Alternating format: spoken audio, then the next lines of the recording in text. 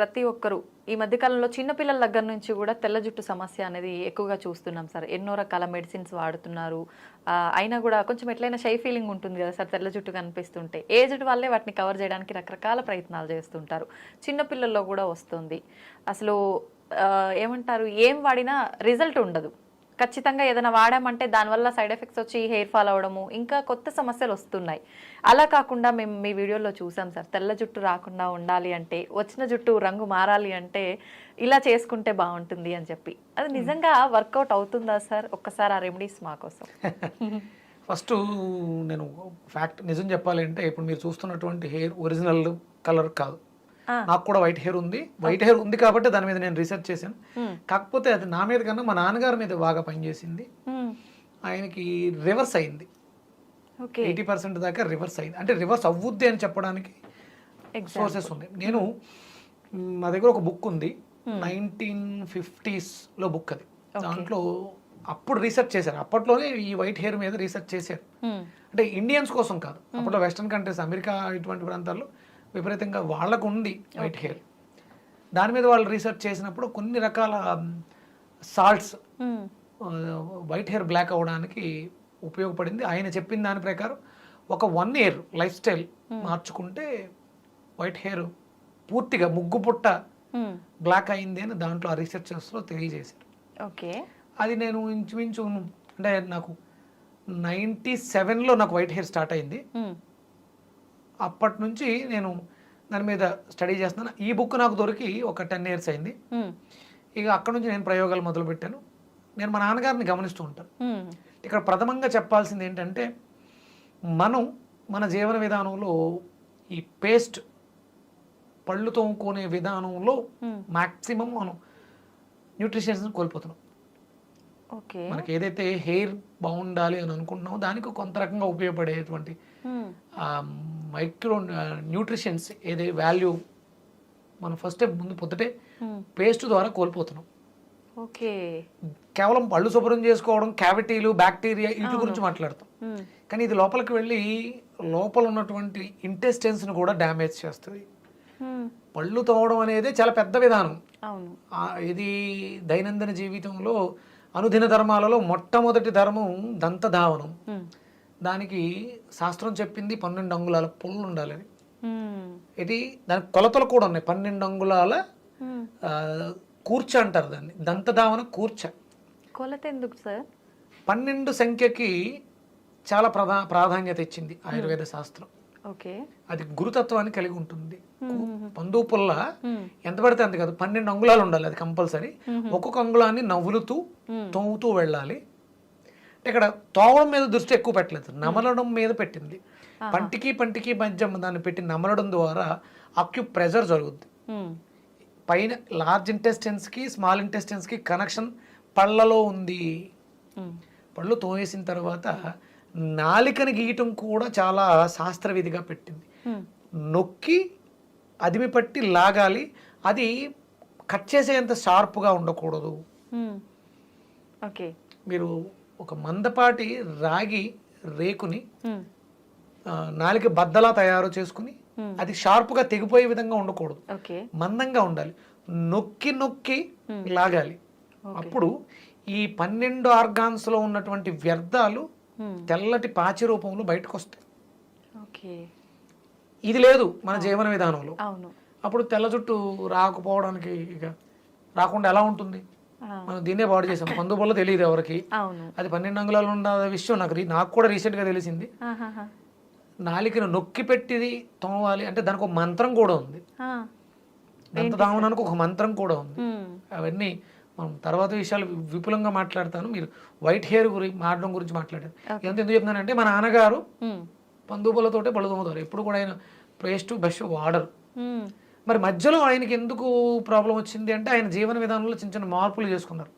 కొన్ని addictions, smoke చేయడం వల్ల కూడా వైట్ హెయిర్ వస్తుంది. మనకి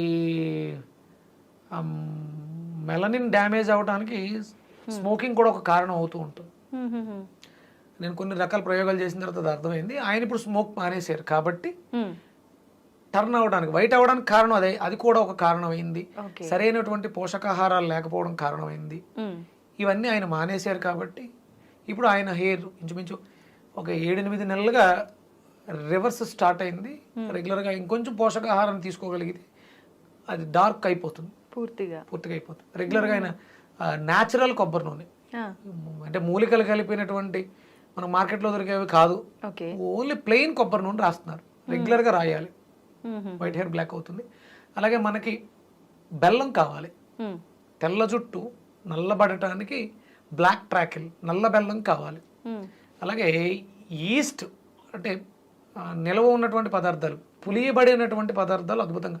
అందులో మనం పులియడం అంటే పెరుగుని ఎక్కువ తీసుకుంటాం, లాక్టోబాక్సిల్లస్, ఈస్ట్ గ్రాన్యూల్స్, అంటే మనము ఫార్మేషన్ రూపంలో తీసుకుంటే ఈస్ట్ గ్రాన్యూల్స్ని వాడడం ద్వారా కూడా తెల్ల జుట్టు నల్లగా అవుతుంది, నో డౌట్.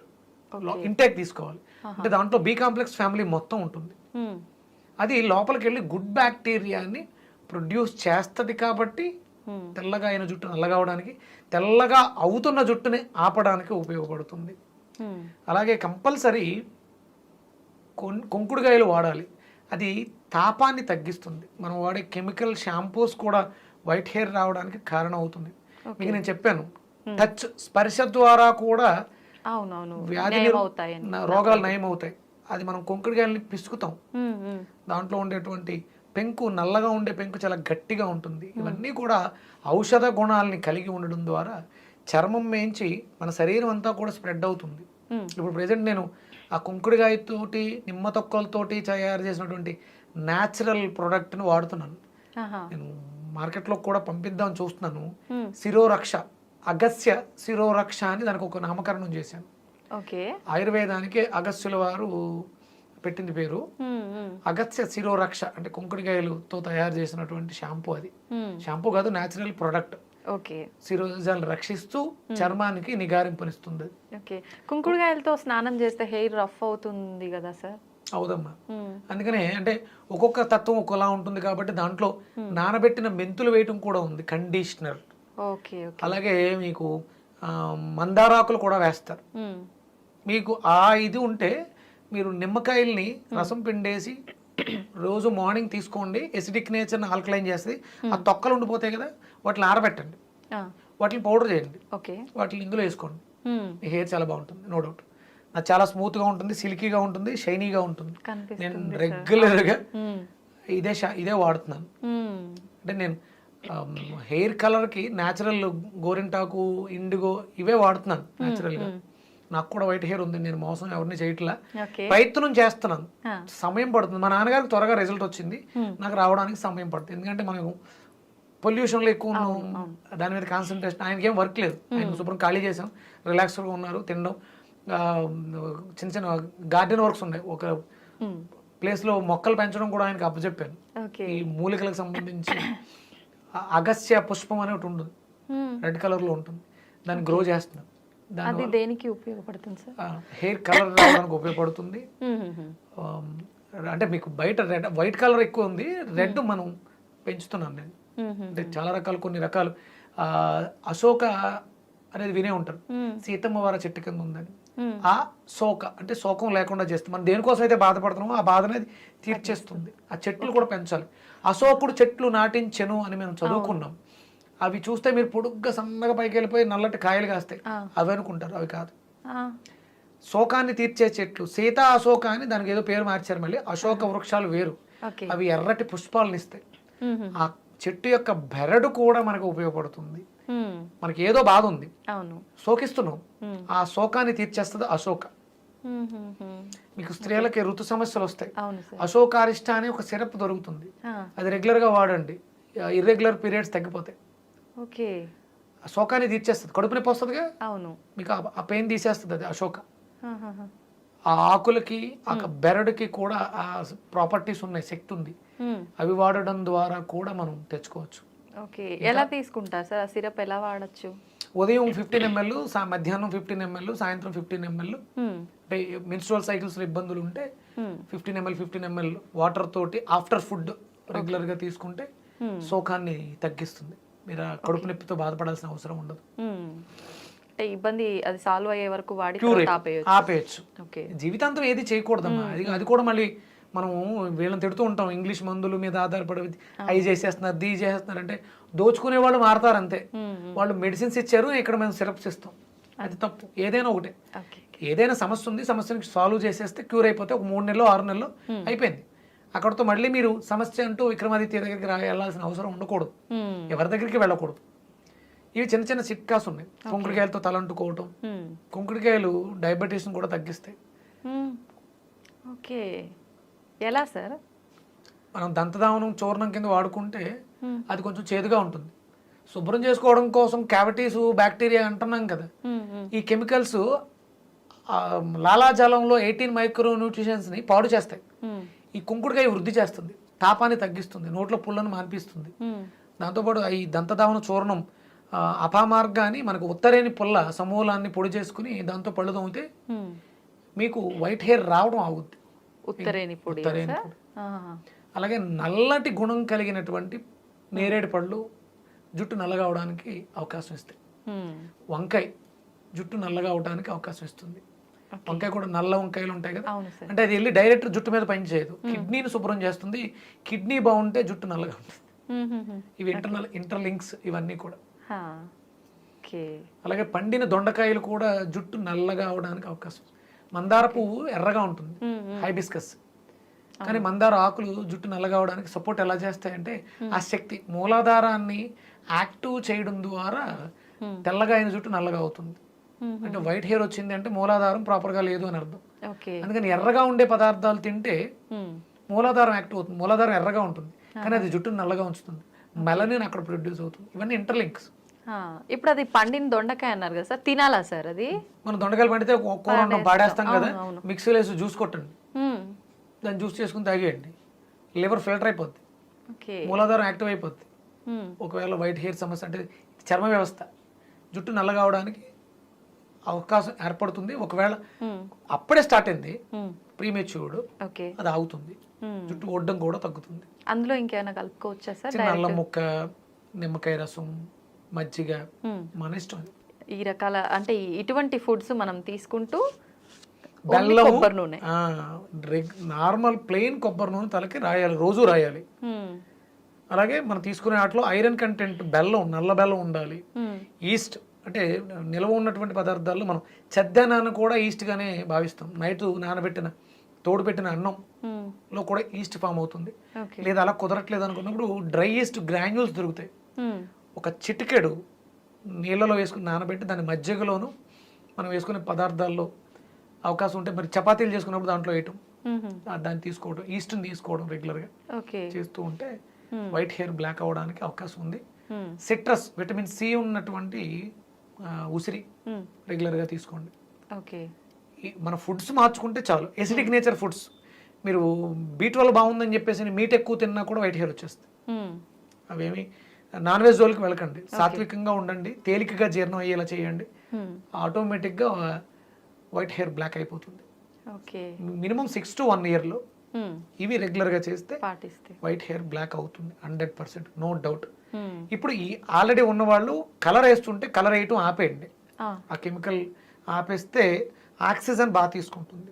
రోజు రెగ్యులర్గా నూనె రాస్తూ ప్రాణాయామం, నడక ఇలాంటివి చేస్తూ ఉంటే డెఫినెట్గా అంటే ఒకటి మనలో ఆత్మనూన్యత భావం ఏర్పడుతుంది. వైట్ హెయిర్ వచ్చినా, బాల్డ్ హెయిర్ వచ్చినా దాన్ని మనం పెంపొందించుకుంటే ఆటోమేటిక్గా ఈ సమస్యల నుంచి ఓవర్కమ్ అవ్వచ్చు. ఓకే సార్, తలస్నానం విషయానికి వస్తే కూడా అంటే డైలీ తలస్నానం చేయొద్దు, మనకు హెయిర్లో ఉండాల్సినవన్నీ పోతాయి అని అంటుంటారు, అది నిజమేనా సార్? కాదు, నేను గత కొన్ని సంవత్సరాలుగా ప్రతిరోజు నేను తలస్నానం చేస్తూనే ఉన్నాను. ఆ జుట్టేం ఊడిపోలేదుగా, ఇంకా తిక్కుగా ఉందిగా. అవును, అంటే వాటికి చేయాల్సిన మనం చేస్తూ ఉంటే నిత్యం తలస్నానం చేయడం తప్ప అని ఎక్కడ ఏ శాస్త్రంలోనూ లేదు. ఓకే, అంటే మగవాళ్ళకి అంటే మీకు ఆడవాళ్ళకి జుట్టు ఎక్కువ ఉంటుంది కాబట్టి ప్రత్యేకమైనటువంటి రోజులు పెట్టడం జరిగింది. జుట్టు ఎక్కువ ఉన్నప్పుడు మరి అది ఆరడం కష్టం కాబట్టి మీరు చేయక్కర్లా. చేసే అలవాటు ఉన్న వాళ్ళు దానివల్ల అయితే ఎలాంటి ఇబ్బంది లేదు, మంచిదే, మగవాళ్ళు చేయొచ్చు.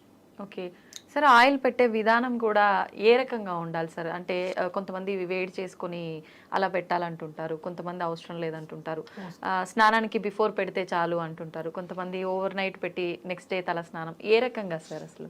నైట్ పెట్టి ఉదయం తల స్నానం చేయటమే మంచిది అసలు. అంటే పూర్వ రోజుల్లో వాళ్ళు ఒకసారి పెడితే అంటే ఆదివారం నూనె పెట్టకూడదమ్మా, శాస్త్రం చెప్పింది. మిగతా రోజుల్లో నూనె పెట్టుకోవచ్చు. మీరు సోమవారం నూనె పెడితే మంగళవారం బుధవారం అంటుకుంటారు, గురువారం అంటుకోకూడదు. ఆడవాళ్ళకి ఒక ధర్మం ఉంది.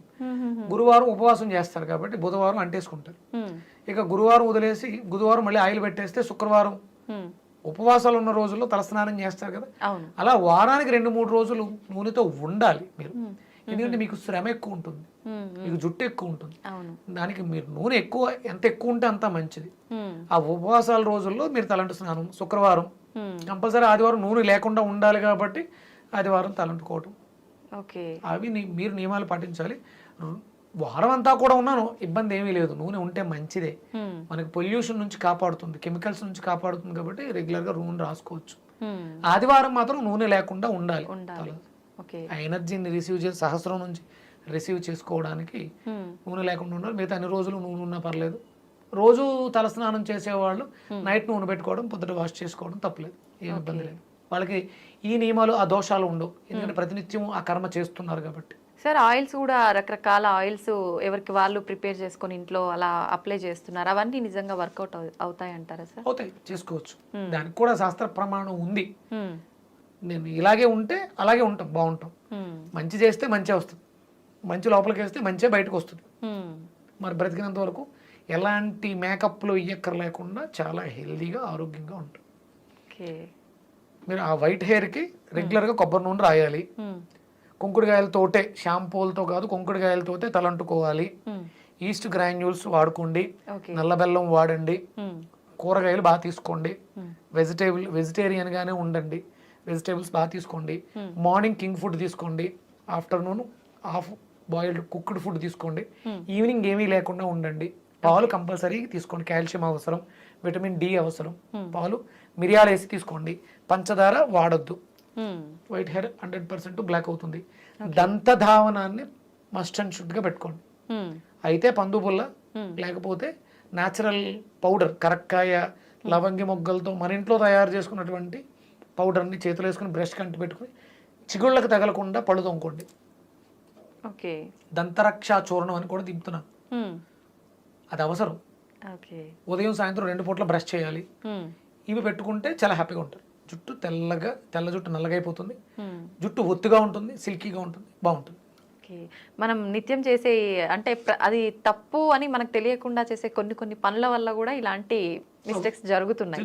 అవి మనం కరెక్షన్ చేసుకొని ఫుడ్ మెయింటైన్ చేస్తే సరిపోతుంది. చిన్నపిల్లలు, ముఖ్యంగా చిన్నపిల్లల్ని ఈ విషయంలో మీరు బాగా చూసుకోవాలి. ఎందుకంటే చిన్న వయసులోనే వైట్ హెయిర్ వస్తుంది కాబట్టి అది ఆ పిల్లల ఎదుగుదల మీద ప్రభావాన్ని చూపిస్తుంది. వాడికి బాగుంది, నాకు బాగాలేదంటే నాకు ఏదో ప్రాబ్లం వచ్చింది.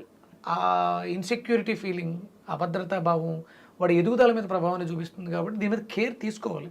అసలు పిల్లలకు జుట్టు చాలా బాగుంటుంది, ఎందుకంటే వాళ్ళు తల్లిపాలతో పెరిగి ఎలాంటి కల్మషాలు లేకుండా ఎదుగుతున్న. మీరు చిన్నపిల్లల జుట్టు చూస్తే చాలా స్మూత్గా ఉంటుంది. మరి ఉండే కొలది ఎందుకు మారిపోతుంది అంటే మన ఆహారపు అలవాట్లు పిల్లల మీద ప్రభావాన్ని చూపిస్తుంది.